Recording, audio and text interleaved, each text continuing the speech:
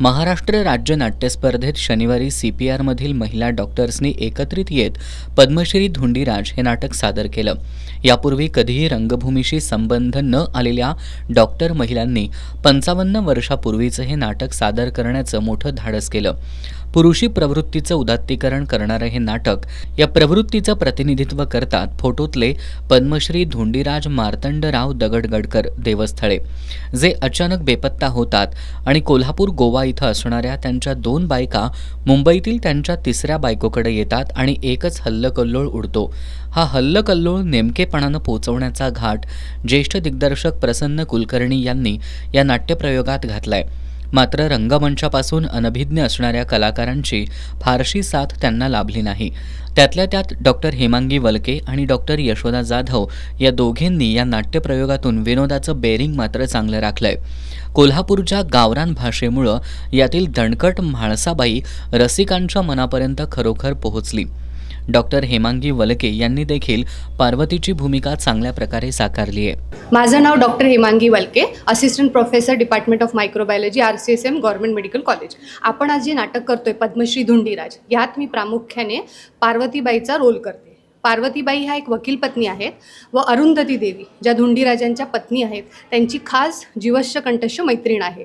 तिच्याबद्दल जो प्रसंग ओढवला आहे त्याच्याबद्दल सांत्वना करायला आणि विचारपूस करायला आम्ही इथे आलेलो आहे. मुंबईतील एका मोठ्या श्रीमंत माणसाच्या बंगल्याचं नेपथ्य बऱ्यापैकी उभारण्यात आलं होतं.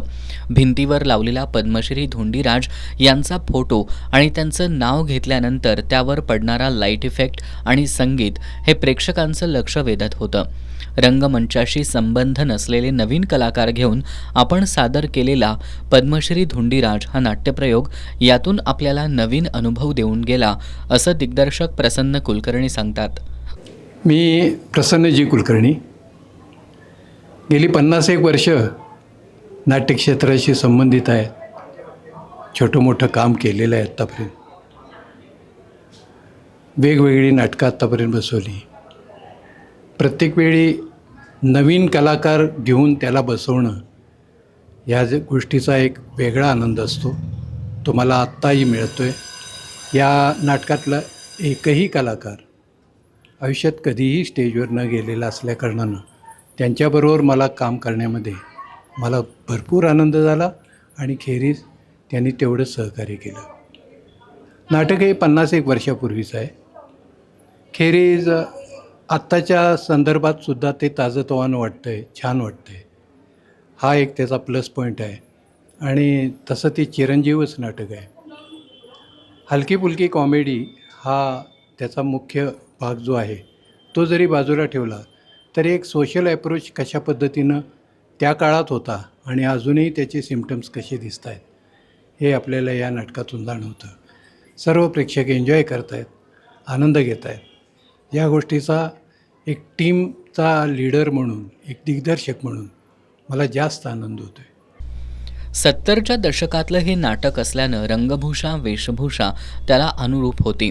मूळचं हे संगीत नाटक, त्यातली पदं आणि काही संवाद वगळून निखळ मनोरंजनाच्या दृष्टीनं केलेला हा एक विनोदी प्रयत्न मात्र या नाट्यप्रयोगातून रसिकांना खळखळून हसवून गेलं.